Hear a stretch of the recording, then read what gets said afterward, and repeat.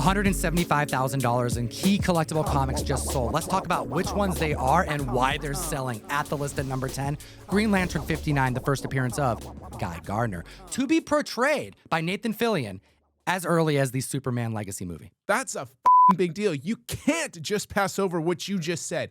$175,000. That has to be the highest dollar amount since you and I started recording and measuring how much in a week is spent on comic books. First Guy Gardner had a 6.0 sale up 46%. The 8.0 hit 625 up 7%, and the 9.0's up 5% going for 900. I'm a big fan of this book. I have to tell you that. And this book in a 7.5 or higher is something that I am absolutely comfortable owning and is probably one of the more liquid DC keys that you're going to find in that grade point. Nathan Fillion looks like a total goober in these trailers, a douchebag. That's exactly how Guy Gardner is supposed to be. But let's not forget that there's going to be an HBO Max series focusing in on Jon Stewart and Hal Jordan and how total opposite these personalities are. We don't know if Nathan Fillion is going to be in the show, but if you've ever seen True Detective, Old Country for Old Men, and Fargo, which is supposedly the description of what we're going to be getting with this show, you understand that the grittiness and the seriousness of these characters and what we may be getting, to have the balance of some kind of comedic or outlandish character like Nathan Fillion is going to be playing, to have him touched on or plugged or even showing up will be just a great balance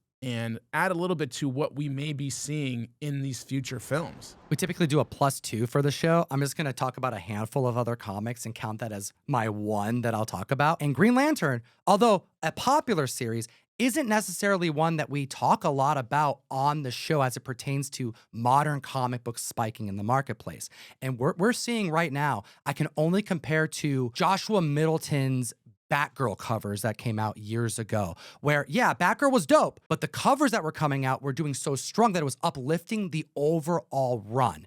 And we're seeing that take place with Green Lantern and Mark freaking Spears. I mean, to add to that, I would even say Adam Hughes added to the Tomb Raider run, or Catwoman, Alex Ross on Immortal Hulk. Now, Immortal Hulk was outstanding on its own, but when you think about that title and all the covers there were, you just go hand in hand with Alex Ross's covers for that series. We have Green Lantern 18, Mark Spears, a connecting cover option that are selling for strong numbers. And you don't typically see that for open to order comics. Green Lantern 21, the 1 in 25, selling for like double ratio on a Green Lantern book. And I want to remind everybody that Green Lantern 23 pre-sales are right now. You can order them through Lunar. And that right there is going to be a banger that anybody can buy for cover price. This Hal Jordan is a no-brainer. Okay, you have to get this cover. It's freaking stunning. It's gorgeous.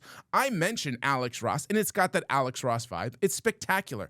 But people are also going back 6 months ago to end of last year in October, where you can get the Green Lantern War Journal number 12, also done by Mark Spears, but as Jon Stewart on the cover. Make sure to follow Mark Spears over on Instagram. I'll put the link in the description.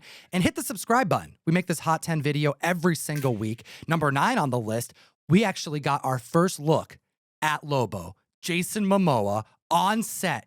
And dare I say, this may be the most accurate casting for a superhero, anti-hero, any character from a comic book I've ever seen. All that just to say, number 9, Omega Man number 3, first appearance of Lobo, and I have to agree with you on your sentiment.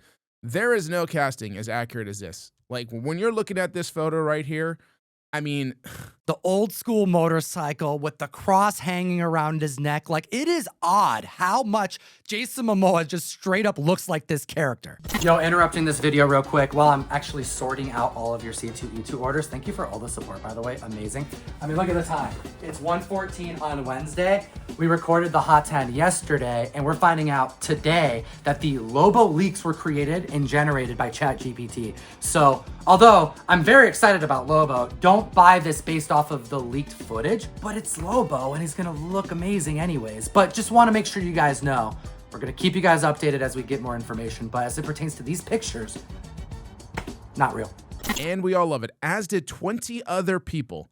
who spent above the 12-month average of $4,300 on this book this last week. The 9.6 had 8 different copies sell above average, the highest for an increase of 29% for $180. And the 9.8 had 9 copies outsell the recent 12-month average. It's been sitting near the $300 marker.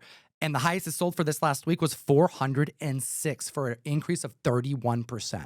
We saw Millie Alcock reading Supergirl Woman of Tomorrow recently, and clearly the bounty hunter in this narrative is likely just going to be swapped with Lobo. We may just be seeing like a cameo appearance of this character, which means that this could just be the calm before the storm. I actually like the idea of potentially seeing him have the introduction to a Kryptonian through Supergirl before potentially meeting Kal-El and our true Superman they're going to be getting really soon. I think that would be pretty spectacular to get a little warm up before maybe a potentially unbelievable battle we could get in the future. And now we have one of the mightiest falls since the comic boom. Number 8 on the list, Ultimate Fallout.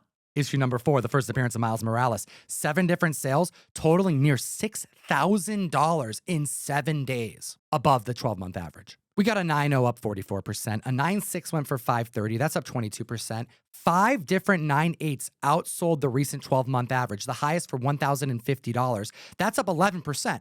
This book has been sub $1,000 all year long, and its heights were reached of $4,500 back in 2022. This book has not been on our list since September 11th, 2023, and even then, it was only number 3 on this list.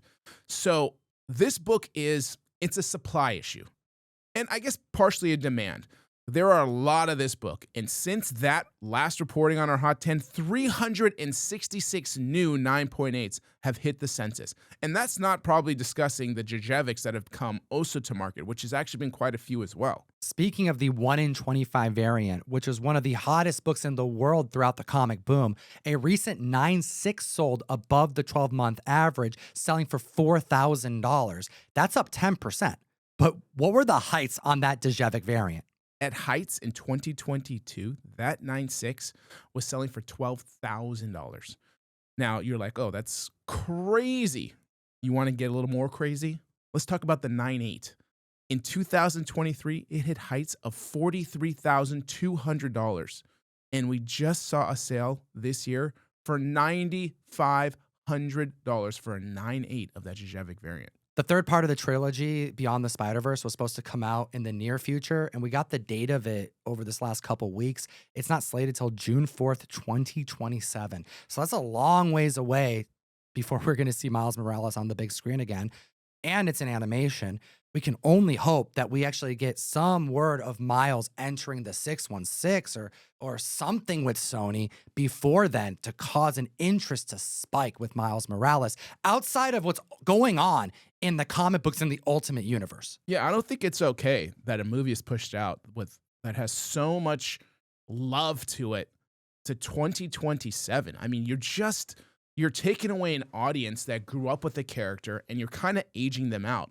And it's horrible to be honest. Like, I'm a fan, so is my kiddo, but is my kiddo gonna care as he went from being a 12-year-old to watching this last one to now gonna be probably 18 years old by the time you see the next, give or take, whatever the math is. But that's kind of an example. But maybe, just maybe, because now we have that Ultimate Spider-Man coming out where we're gonna see a crossover with Miles Morales, and I think they're using the Spot purposely in this to maybe keep him still fresh in our mind, because the Spot, in case you already forgot, because it's been a long goddamn time, all right, Spot was the last villain we saw, and we don't know what's going to happen, so they're maybe still just keeping him fresh in our minds through the comics, but, God, this is not okay. We may be complaining about how long it's taking Miles to get to the damn screen. However, over in the comic books, make sure to add Ultimate Spider-Man Incursions to your pull list, because the Ultimate Universe over at Marvel is some of the best stuff coming out.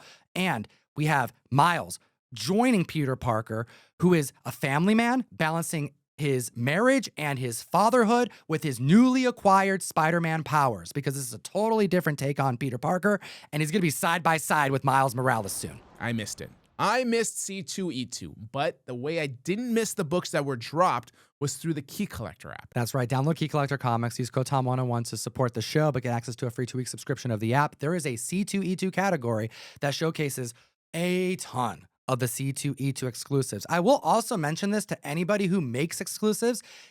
If you want to be on the app, all you have to do is contact Key Collector and give them the information of your variant.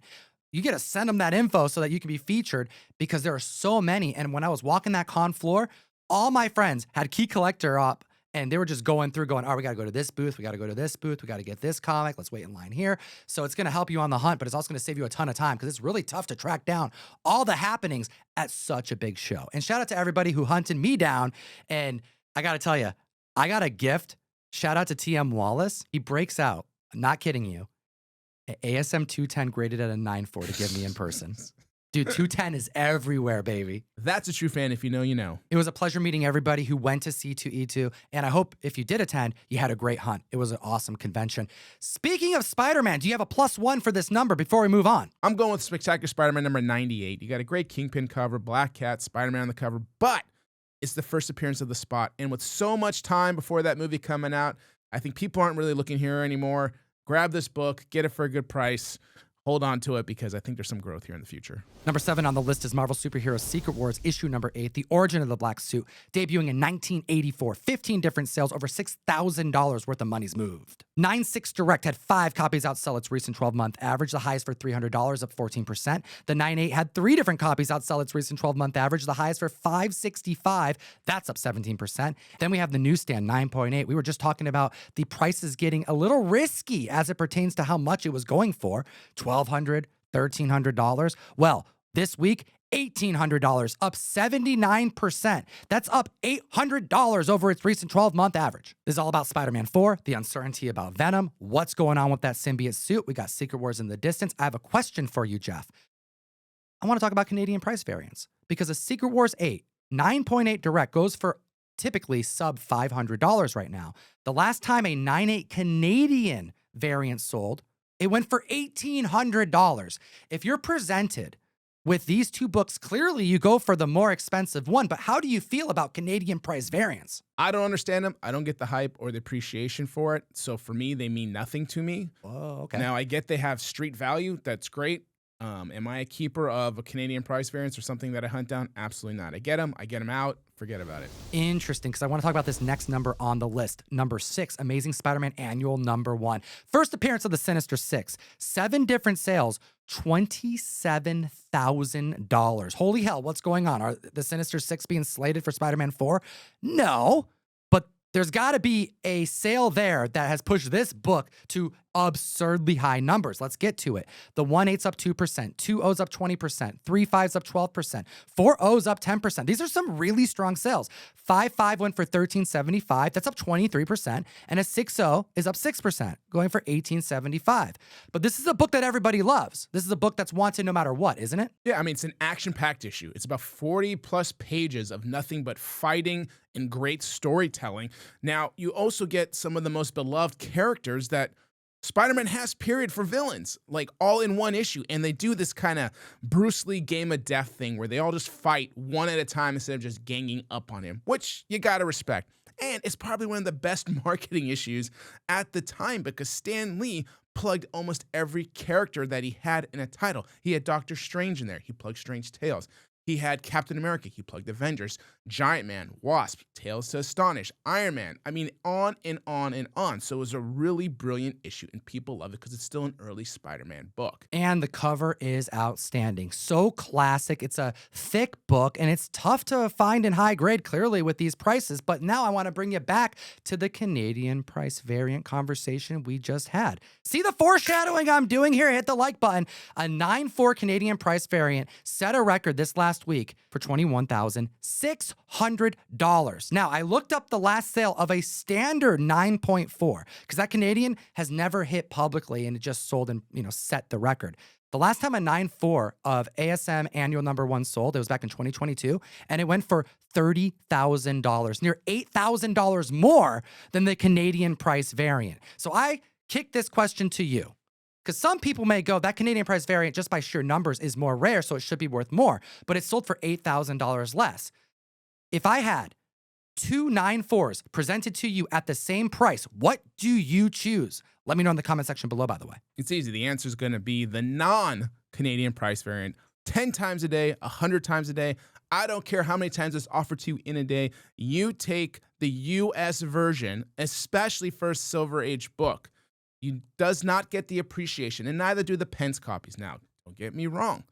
Okay, like if you have a price variant that's US, like 30, 35 cents, that's different. But if it's going to be Canadian, then you just stay away from it, especially in the Silver Age. Interesting. Do you agree with Jeff? Because as it pertains to rarity, some collectors are probably going, what is he talking about? But I want to know your thoughts in the comment section below while we move on to number 5 on the list with Silver Surfer number 1, first appearance of Shatilov. We have 6 sales, over $8,000 worth of money's moved. We still have not seen the CinemaCon trailer yet. I said last week, by the time that the Hot 10 comes out, it's probably going to be out, but we've been saying that since the damn Super Bowl. What's going on with the marketing of this movie? A lot of what we know, we've known for a while now. FF is obviously coming. We have Shatilov, Silver Surfer, and Galactus. So a lot of it's still under wraps, but the latest thing is a confirmation that Invisible Woman is pregnant. So we know now that we have Franklin Richards coming on the horizon, which is a really a massive big deal for all-encompassing the MCU. The 5.5's up 11%, 8.5 up 17%, the 9.0 is up 3% for $3,500. You guys got to be following the Golden Age Guru on Instagram because I watched a lot of your live claim sales, and this most recent one, you packed the house with so many collectibles, and I saw in the chat over and over again people asking about FF and Silver Surfer keys. Can you attest? Absolutely. I sold multiple FF48s. I would have sold a Silver Surfer 1 if I wanted to present it, but I want to get it graded because it's a really nice copy. And just in general, keys across the board, ASM 1s, AF 15s. I mean, you name it. People are out there hunting these books that we have on this list and really any major key. This is a very bullish market right now. And as much as people are being bear markets on the stocks, like I'm seeing money flowing into this collectible. I love this next comic book on the list. And if you want to support the videos we make, join the Mystery Mail Call. We send you comics every month and you support the show. 1 per box. Tyler Kirkham, Predator versus Spider-Man issue number 1, an Amazing Spider-Man 316 homage. ComicTom.com. Let's talk about number 4. Uncanny X-Men, issue number 94. Chris Claremont starting his legendary run on the X-Men. And we have our first glimpse at characters from the Fox X-Men days on set for Avengers Doomsday. The nostalgia of seeing James Marsden and Ian McKellen together on set again is, I don't know, it just brought up feels that I haven't had in a long time. We see James Marsden also on set with Benedict Wong. So it's really cool to see superheroes from the Fox days interacting with like the modern 616 superheroes we all know and love. And also, I never really thought about this, but Benedict Wong portrays Wong in the MCU. They have the same name. Have you ever thought about that? No, never put 2 and 2 together. That's interesting because he's right? Wong in 616 and then he's Wong in this universe too. So that's kind of funny. I don't know if there's another actor who has that. Well, we're seeing a lot of excitement for the X-Men, especially because we know the mutant era is what's going to probably take place after this Avengers Doomsday and Robert Downey, all this kind of stuff going on. We have a 6.5 up 29%, 7.0 44%, an 8.0 went for 8.14 up 3%, and an 8.5 went up 21%, going for 11.50. Never put 2 and 2 together, but there's nothing wrong with that. Number 3 on the list is Amazing Spider-Man 300, the first full appearance of Venom. 13 sales, near $9,000 worth of money's moved. And the numbers are impressive, but they're about what they've been going for all year. Just a lot of them. And I can't help but think it's because of the uncertainty of what's going on with Venom, the symbiote, Tom Hardy, and Tom Holland. The 9.4 is up 9%, going for $650. A newsstand 9.4 went for $810, up 9%. A 9.6 up 11%, going for $946, and a 9.8 sold for $27.60. That's up 3%. The 9.8s have been hovering around $2,500 to $3,000 for like the last year. Tom Hardy quasi alluded to the fact there might be a Venom Spider-Man thing going on at some point sooner than later. But he's kind of walking that back. You know, you hear that beeping noise of the truck going backwards? That's Tom Hardy right now. True. It seems like we're just going to have a lot more time till we see Venom again in some form or fashion, because I think we need more time with Spider-Man in the black suit opposed to having Venom and Spider-Man in some type of crossover event. I think that's why we're seeing more love on ASM 252 and Secret Wars 8 because of this uncertainty with Venom. People are now thinking, well, if Venom's like far in the distance, in between, it just makes sense for them to try to do what they did with Tobey Maguire, but in a really great way. Because I would say people love all the Tobey Maguire stuff, but that's probably some of the least favorite stuff that they did when he was donning that Spider-Man outfit. I think we're going to see Venom sooner than we think. Really? I do. This could be a little bit of a red herring too. I mean, you know how it is. Like when you're under contract with these things, like all of a sudden he's pulling back on it. I don't know, man. So you think that maybe they're going to surprise us with Venom? It would be really cool for them to just keep the Null Train going and pull that into the greater MCU. I mean, that's really what needs to happen as it pertains to Secret Wars, which, by the way, Avengers Doomsday is apparently going to take place at the same time as Spider-Man 4. So who knows what's going down? You may have more time to secure an ASM 300 at a cheaper price. You may not, and I want to know your thoughts in the comment section below because this is one of the most steady, aggressively moving comic books despite any validation that anything's going on with Venom as a character. Facts. Now, number 2 on the list, total opposite. Amazing Spider-Man 129, first appearance of Frank Castle. Holy hell, this comic is hot. And I watched you sell like 4 copies the other day. More facts, because I did. This was one of the hottest books of that show that I had. And on top of the ASM 50, so obviously there's a Daredevil effect here. And if you're not watching the show, for the love of God, before they give you that last episode, catch up. Catch up. It's so damn good. And we haven't really seen a whole lot of Frank Castle, which makes me think that we're probably going to see him soon, hopefully this week, maybe next week. There's only a couple episodes left, but check this out. 11 sales, over $20,000 worth of comics moved. And that's not counting the copies you sold. And I want to just like demonstrate, when we report on sales, these are the publicly recorded sales that you can look up on GPA. That doesn't count Instagram sales, whatnot sales, private sales. Comic Link doesn't report the GPA, and that's a huge auction house. So when we report on $20,000 above the 12-month average, you have to extrapolate what that actually means. That 20 could be easily 50. 7.5 had 4 copies outsell the recent 12-month average, the highest for 17 hundo, up 16%. 8.0's up 31%. 8.5 is up 3%. And a 9.6 sold for $6,300, up 1%, showing confidence. God damn, I undersold my copies. Now, we don't know a whole lot about the Punisher special. We know it's coming out next year and that it's currently in production. But what we do know is that even John Bernthal is surprised how much input the producers are pulling from him to make this show happen. John Bernthal's being asked about writing. He's getting co-writing credits for this show, and he is promising the fans that we're going to get the Punisher that we deserve and that we want. I think that means there's going to be a lot of muck duck. Look, if you saw that last episode of Daredevil, there's a lot of punishing that needs to be had, and I think we're going to see him here in the Daredevil series before we see him again in that special. So keep an eye out for that. And I respect, like, a character who's connected to the audience the way they have to actually ask the actor for his input. That means a lot about what he's doing with this role. Number 1, the hottest book in the world. Oh, I love seeing this book here because it's a signifier of the health of the comic book marketplace we have. Amazing Spider-Man issue number 1. The second appearance of Peter Parker, first in his own title. This cover was done by Mark Spear. No, I'm just kidding. It was not, but look, this is a spectacular book. First appearance of Spider-Man's first villain of the Chameleon. You got Aunt May. You got so many great things from this book. You got a fantastic 4 cover on there as well. It's when they meet for the first time, too. As important to Marvel as it can get, AF-15 is the only other Spidey book that you're going to want outside of this one. A clear winner at number 1 on a Hot 10 list, on any list. Love this book. $86,000 in sales in the last week. And that doesn't count, like you alluded to, private sales, because mine 3.5 that I sold at my last sale was above the 12-month average. Ooh, a 3.0 recently sold for $8,400. That's up 3%. A 4.0 went for $13,000, up 28%. A 6.0 sold for $19,200, up 3%. And I told you we had some pricey books this week. A 7.5 went for $34,800. That's up 14%. How do these sales make you feel? My spider senses are tingling. I think we're going to see a lot of traction between now and Spider-Man 4, Secret Wars, and also until the end of time, because Spiders are some of the safest investments you can have, as always. Eat responsibly. Enough said. And that's the end of the video. We do giveaways every single week, and if you want to be one of 2 winners of a signed J. Scott Campbell foil Spider-Gwen, Join the SMS group, comictom.com. Put your phone number in. That's how we contact you. That's how we do our random drawing to get you some cool books. Thanks for watching and have a great week.